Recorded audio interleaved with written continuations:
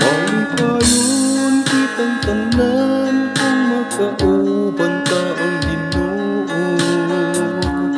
Ayaw pagwata ang imong gugma, kay ikaw gipangganyan. Ikalipan ka na lang ang mga pagsulay,